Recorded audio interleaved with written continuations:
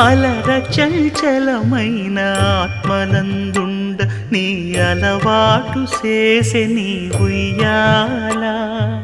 అలర చంచలమైన ఆత్మలందుండని అలవాటు చేసే నీ ఉయ్యాల పలుమారు ఉచ్ఛ్వాస పవనమందుండ నీ భావంబు తెలిపే నీ ఉయ్యాల